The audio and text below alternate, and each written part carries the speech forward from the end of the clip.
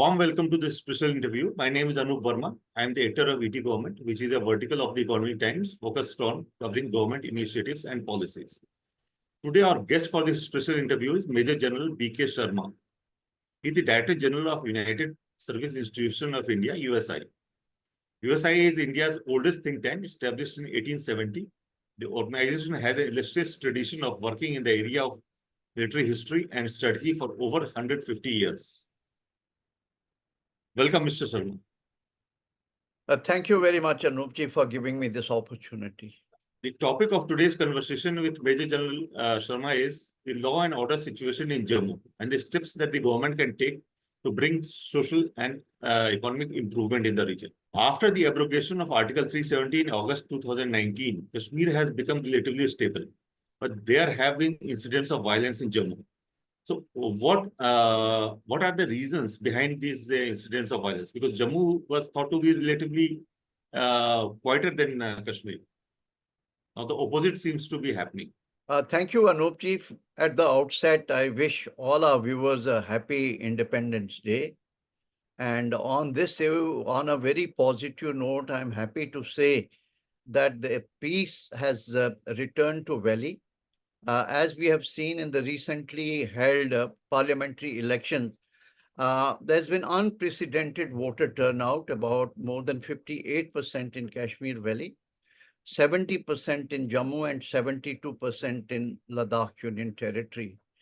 Also, there's been an increase, 25% increase in the sort of candidates who came forward to contest in these elections. Today, tourism is doing extremely well in Kashmir, and the local economy has got a boost. And all this can be attributable to sustainable multi-pronged efforts by the government of India to bring peace and normalcy in the region. I would particularly like to comment on the success of a counter-terrorism grid, which is very dense, multi-layered, and certain actions initiated to disrupt the entire terrorist ecosystem in the valley, particularly terror financing and neutralization of overground workers, has helped a lot. As far as Jammu region is concerned, because our whole attention was focused in Kashmir Valley, this area got neglected. There was a notion or a myth that Jammu has become incident-free, and it caused certain complacency and consequent weakening of the grid.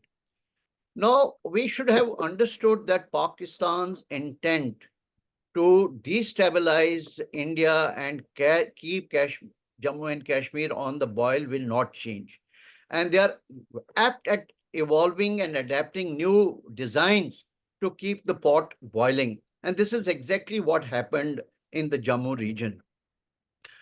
What has happened that there were certain socio-political factors which came into being post the abrogation of Article 370. One is a certain degree of resentment, which is there and which is also resonates very well across the line of control on the other side, right? So they were able to encash on these sentiments, and there are a large number of family members from Punch and Rajouri who work in the Gulf region. So they were able to, through ISI, network these people and start reactivating the overground network in the Jammu region. Jammu region also gives them other avenues of infiltration, not only from the LOC, but from a relatively porous border of Jammu and also Punjab. And these all lead to the intermediate zone and deft areas, which gives them multiple options to carry out concurrent operations in different parts in the mountainous areas, so which they were able to exploit. Also, the demography also helps them, because most of the people who are living in Punch and Rajouri area predominantly belong to so-called minority community, and even Chinha belt, the population is delicately poised, about 48% Hindus and 52% Muslims, and particularly in the upper reaches of mountainous belt, there are more pockets of Muslim population, and also there are nomads like Gujar and Bakarwals who go to these regions, and in the past also they provided logistic and sustenance and support to the terrorists. And even this time that support is coming in some form or the other. Likewise, there is also a governance deficit in Jammu region. Right? Unemployment is on an increase. There is a relative sense of economic deprivation, and corruption also needs to be weeded out. So this is a kind of a mix of these factors which help Pakistan to reignite terrorism in Jammu region. You noted that there was an intelligence grid that Indian government had established to bring peace to the region. When Article 370 was abrogated, there were a lot of comments in the media and among the politicians also that this will lead to a wave of protests in the region. But that didn't happen. So was it due to the intelligence grid or some other factors also had a role to play in ensuring that the protests didn't take place and the area remained absolutely almost quite peaceful? See, as I explained to you, that traditionally people of Punch and Rajouri had accepted Indian nationalism. They had embraced Indian nationalism, and their sentiments are very different from that of Kashmir Valley. Similarly, in Chenab and this Doda Bhadrawa area, also people had long reconciled to the idea being part and parcel of India. And that's the reason that these demonstrations did not take place. And government had also taken certain very viable anticipatory actions which did not erupt into this. But on the other hand, the region was vulnerable to this kind of a guerrilla warfare, kind of a terrorism, because of the demography and the terrain that I explained. So this time, what Pakistan has done, rather than having the classic kind of a terrorism operation, they've gone more into a kind of a guerrilla warfare. These are highly trained Pak terrorists, probably trained by their security forces, and they are not getting into inhabited areas, mixing up with population. They've created their hard hideouts in the far-flung, rugged mountainous areas. And their main target at this time is basically security forces. They're also equipped with state-of-the-art small arms like M4 rifles, which have steel core bullets which can penetrate body armor. They've also got encrypted communication system. Earlier, we were able to decipher their communication, but this time it's become extremely difficult. So these are some of the reasons. And other thing is that they are not actually going into any population areas. Now, what had happened because of a variety of security reasons, we had to thin out the RR grid from Jammu region because what happened post Galwan.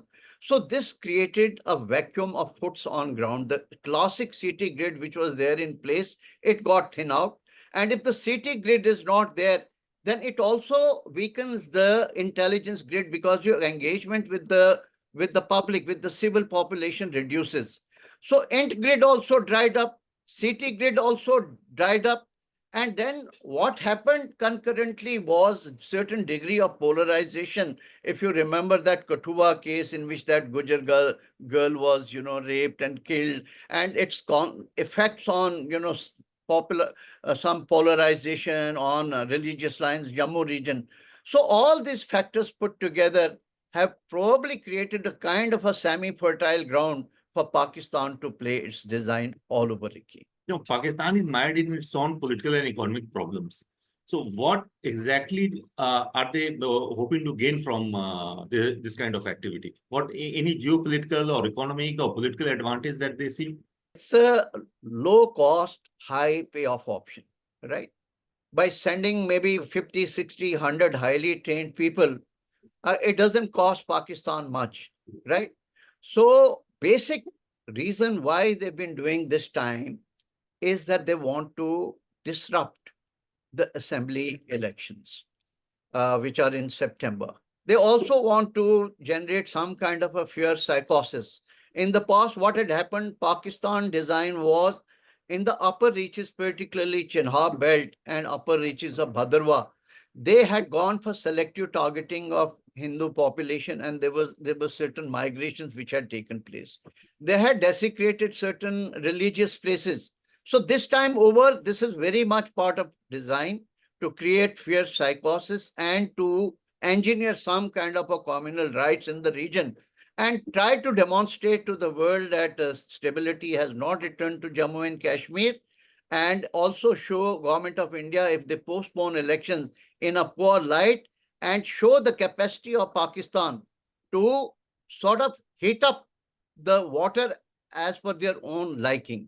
So this is overall, I think, part of Pakistan's DNA, and that should not be ignored at all. So what should be the Indian government's strategic response to deal with this kind of a problem? Because as you said, it's a low-cost option for Pakistan. So can we make it a high-cost option for them? High-cost scenario? See, firstly, we have to be all convinced here that no matter what we do, at least in the foreseeable future, Pakistan's intent, its design, and its chronic hostility towards India is not going to dilute it. Right? If that is a factor, then we have to be prepared for all kinds of contingencies for Pakistan to whip up terrorism in one form or the other. So my point of view here is that don't let your guard down, right? And wherever there will be a vacuum that we create, Pakistan will exploit that vacuum, and social media and other media platforms today help them, to whip up or to sort of hype up whatever acts of terrorism they do. There are large number of actions that we need to do. Firstly, we need to conceptualize a counter-terrorism grid for the Jammu region, which is in keeping with the local characteristics of terrain, demography, and other nuances, right? It should not be one size that fits all. And particular areas that I would say is that first tier, particularly in the IB sector, needs to be strengthened. Because of elections and other reasons, there was a thinning out of US BSF units. They also don't have top of the notch technology, counter drone technology, counter tech tunneling technology. We need to equip them with this kind of technology, better surveillance and sensors on the border. Second tier, which is generally been held by the CAPF, Central Armed Police Forces. Now, typically what happens, the Central Armed Police Forces should have been in the interim period trained for counter-terrorism operations. They are not typically trained for counter-terrorism operations. So this should be, our number one priority. Also, don't keep rotating these people every now and then, because once you understood the cultural map and the dynamics of a region, and suddenly you keep changing the battalion, so certain degree of specialization will have to come about, as we've done in case of Maoist inflicted areas in Chhattisgarh and some of these other left-wing extremist affected areas. So similar kind of a grid we need to have. As far as your upper reaches are concerned, these should purely be given to the Indian Army, RR battalions, maybe certain para-SF battalions, and also the village defense guards. And those operations should not be sort of having a permanent grid. It should be a very, I would say, a dynamic CT grid wherein you go for hard and core seek and destroy missions, particularly during the summer period when these people will go and occupy these hideouts. So this is a kind of a approach that we need to have. Another very important thing is the technological empowerment of the city grid in terms of having better drone technology, your means to intercept their communication, decipher their communication, direction finders, other electronic warfare means, better body armor, and whole lot of other things. Society engagement is extremely important, right? Because if you talk about people-centric approach and winning the hearts and minds, then if the grid is not there, that effort also, gets diluted. So re-engagement with the community to see that the Gujar, Bakarwals, and other people who can be exploited by terrorists, we keep them on our side, and also engage with the leaders across the religious spectrum, so that they don't fall prey to any Pakistan instigation and engineering some kind of communal rights in the region. which is extremely important, I think, over the years. The unified command system, which was working very well in Jammu and Kashmir, it has got diluted. And today, the new form of unified command system should not only look at the two cores, 15 core and 16 core of Jammu and Kashmir, or the DG polices, but also incorporate the civil administration and police of Himachal Pradesh and Punjab region, so that we have a very, very elaborate, comprehensive, what you call unified command system, who can diagnose the problems and come out with effective solutions to deal with it. You talked about a unified command system. So the Indian Ministry of Defense is working on theaterization. So will that be lead to a progress in this direction once the theaterization comes into being, or is completely different?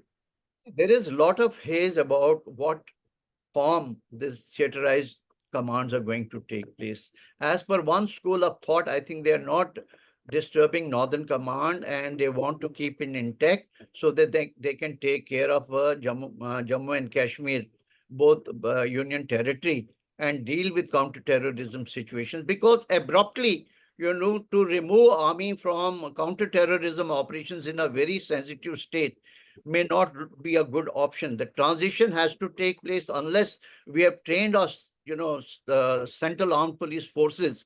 I think this transition will be very, very risky for us. So I think, yes, maybe with this theaterization taking place, this is another very, very important facet, that in the theaterization, and particularly from the perspective of unified command, how do we integrate the local police and central armed police forces into this theaterization? It should not only be confined to military, but incorporate other stakeholders and respondents to this counter-terrorism, particularly in Jammu and Kashmir. This requires a separate discussion and deliberation. Now, I think everyone was taken by surprise by the events in Bangladesh, where a democratic government was overthrown, and now there is a new uh, governance system over there. So on west, there is Pakistan, which is not democratic, and mired in its own political and economic problems. And now on east also, there is Bangladesh. So the entire Indian subcontinent seems to be getting more and more destabilized, and we don't know when things will become better. So how does India? What steps can India take to protect its democratic culture in the South Indian region that is becoming more and more unstable? See, this is the biggest dilemma that India today is facing. We have very tense LAC, with Chinese breathing down our neck in Ladakh and even in Arunachal Pradesh. We have an LOC which may be notionally dormant, but you have seen certain bad actions have taken place in Kupwara, and Pakistan cannot be relied. They can hit up the LOC anytime. And then this other thing that has come up in the Jammu region. This is typically a 2.5 front collusive hybrid scenario that we are facing. And we do not have adequate troops. If we keep reshuffling troops every now and then by pulling them out from CT grid and putting them on LOC or LAC or vice versa, it will create a kind of a strategic military imbalance in perpetuity, which will fatigue out Indian troops. So we have to have a de novo look at an entire military strategy to deal with this scenario, right? What kind of a punitive deterrence we need to have against Pakistan, what kind of deterrence by denial we need to have against China, what capabilities we need, and as far as CT is concerned, how do you deal with it on sustainable basis? This is a basic question. Coupled with this now is the societal cohesiveness within India, internal balancing. We have certain problems in our peripheral states which are adjacent to our adversary countries, be it Punjab, be it Jammu and Kashmir, and even Union Territory of Ladakh. There is a situation which is cropped up in Manipur, which doesn't augur well as far as our Act East policy is concerned, and China claims in Arunachal Pradesh. that needs to be pacified. But there is another front which is now opening up, and that is in Bangladesh. We know that there's a hand of Jamaat-e-Islami there, and even Khaleda Zia has that kind of sort of proximity with Jamaat-e-Islami. She's been hobnobbing with them in the past. And if these forces come into power, right, and they remain unchecked, then collectively there is a heightened threat that comes to Siliguri corridor, which is extremely tenuous and a very, very sensitive area. So security of Siliguri corridor assumes importance, and ipso facto, security of our 8 northeastern states also becomes very, very crucial. Now, the worrisome factor here is that China has been able to make good inroads into our neighborhood. You know, there is a pro-China regime in, say, Maldives. We have a regime change, and there's a proclivity to be closer to China in Nepal. Similar thing is military junta in Myanmar is today Chinese, right? And a similar situation could crop up even in Bangladesh, right?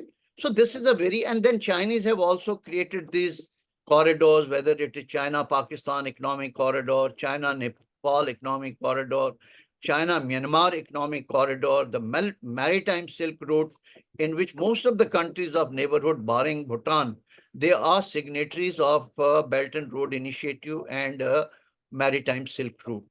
So our today influence is really, it is our strategic space is shrinking. So we first and foremost thing, we have to go back to the drawing board, reimagine and reinvent our neighborhood first policy. And in that, I would say that we should be little more generous. Don't accept reciprocity word by word, deed by deed from these countries. Be little more generous. Come out with some kind of an economic model, integration model, in which connectivity and trade is extremely important. One of the aspiration of these countries is to harness the blue economy of the region. What strides and what assistance we can do so that become a leader in the Indian Ocean region in harnessing blue economy.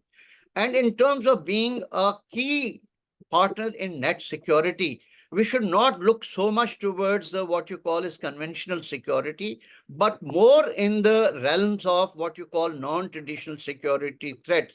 For example, pandemic, you know, your earthquakes, disasters, tsunami, other kinds of help that we need to so create a very robust kind of a ecosystem in which these countries, you know, remain dependent on us, because we have the advantage of strategic geography. They're all our neighbors, and we are going to be the first respondents in the event of any untoward incident happening, whereas China still remains thousands of kilometers away. We also got the cultural affinity, which if we can configure and leverage it properly, it can help in winning hearts and minds of the people. So reimagining and reigniting or rebooting our neighborhood policy requires a lot of imagination. As far as your external balancing is concerned, well, India has taken a position of what you call strategic autonomy and multi-vector engagement. I think that is working very well with us, because no country has been able to hard press us whether we should take China size with Russia or with United States of America, given our size. But more important is that whatever talk we do, to walk the talk, we need to have the leverages. And that is the economic leverage, which should be backed by strong military capabilities. That is extremely important. If we do not have those kind of leverages, then I think we're talking in thin air. So my mantra to all this is, first is development. Second is a very viable deterrence capability. Third is a very nimble-footed, deft diplomacy. Fourth is we must have a strategic leadership which thinks beyond election, a zero-sum game kind of election, that looks at the entire gambit of comprehensive national development and national security. And the last is strategic communication. What is that Indian narrative is, whether it is Viksit Bharat, whether it is Vishwa Mitra, right? That narrative has to be built, and we have to have strategies, system, structures, and skills to propagate that narrative to our own people, to our neighbors, and to rest of the world. You have rightly noted the rise of China. They are basically very friendly with most of the governments in India's neighborhood, and much of this incursion has been made through their economic power, very little through their military power. So, and China is now also getting very close to Russia. Russia has traditionally been with India, but now with the Chinese becoming very close to them, we can't expect, we can expect things to change over there also. Pakistan is, since the 1970s, Pakistan has been very close to USA. And now in the last 15 years, Pakistan is very close to China.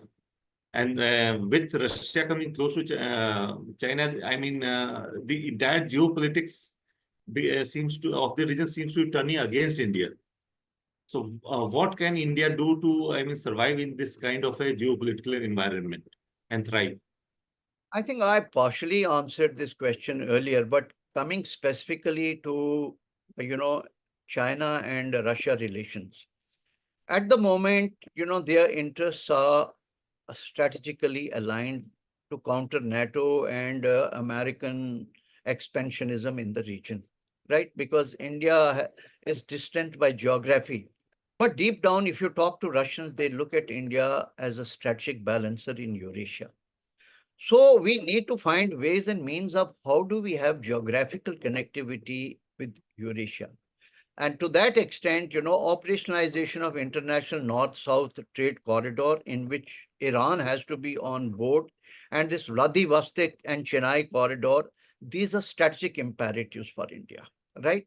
But once we are competitive in the Eurasian strategic space, Russians will feel more and more comfortable to do business with us. That's one factor. The second factor that is extremely important, that we have to come out with our own version of Belt and Road Initiative for our neighbors.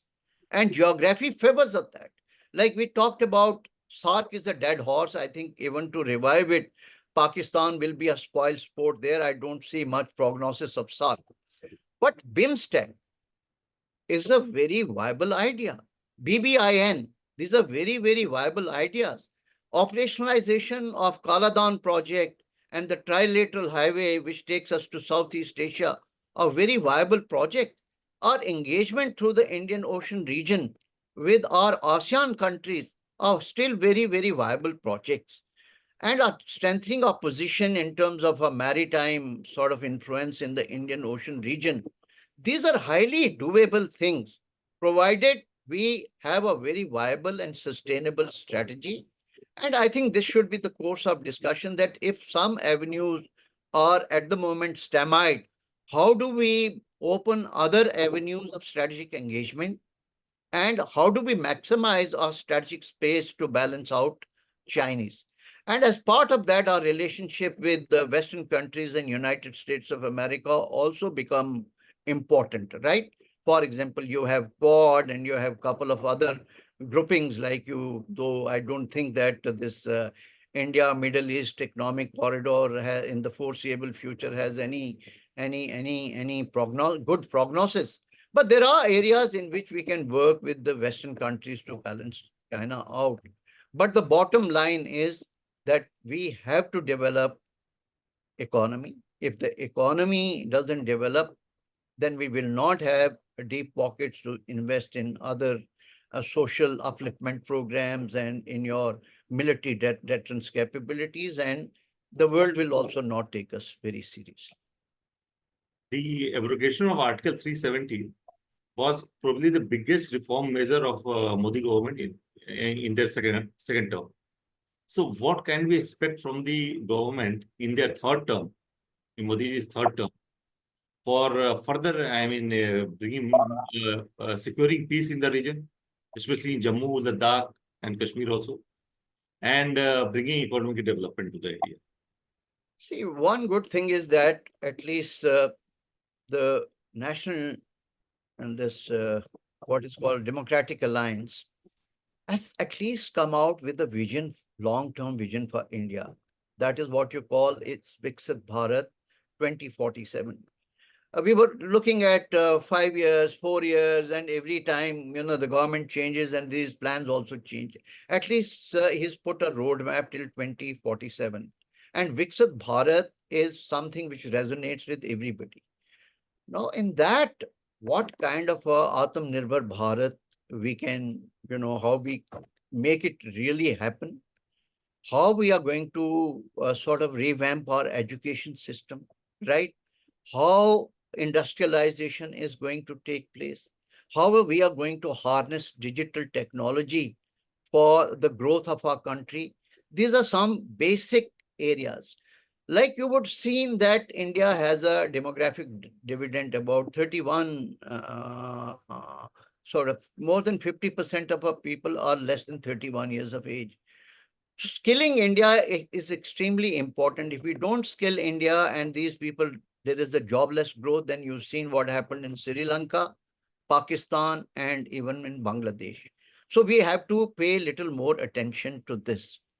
As far as Kashmir is concerned, I think we should go ahead with the elections. Let the statehood be restored there.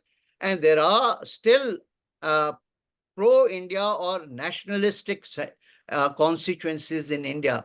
Over the years, what we did, we tried to create some new constituencies which had very little locus standi or credibility, and they have had a very short lifespan. So let's now invest in the nationalistic constituencies there, build them up, encourage them, and bring them to fore. As far as Ladakh region is concerned, it's extremely crucial. I was very recently on a visit to Ladakh, and this sixth schedule is a very emotive issue there, right?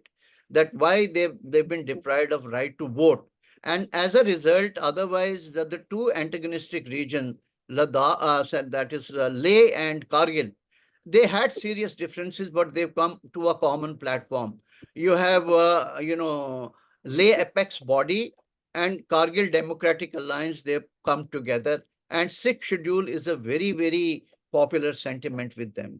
So we got to look at that so that some of their concerns regarding their jobs, land, environment are addressed in a comprehensive manner. We cannot have a rescue Ladakh Union Territory because that will be to the advantage of Chinese. So these are some of the measures that I think need to be further deliberated upon and factored in our roadmap of Viksit Bharat. Thank you, Major Sharma. Very nice talking to you, and I hope the government of India listens to your views on these topics. I just sort of end this conversation on three mantras which have always resonated well with me. One is what Thucydides said: strongs do what they can, weak suffer what they must, right? And then there is another very popular author, Paulo Coelho, who said, love everyone, but never sell your sword. And last is Roosevelt, President Roosevelt, who said, speak softly, but carry a big stick, and you will go far. I think if we heed these three mantras, we would be able to add more gravitas to India's rise Yes. and the rightful place in the comity of nations. I think Cicero has said that to be have peace, you have to be always prepared for war. So that is also one of the, themes that we can accept. And the 3 points that you made are very accurate. Thank you. Thanks a lot. It's a pleasure talking. Thank you, Major.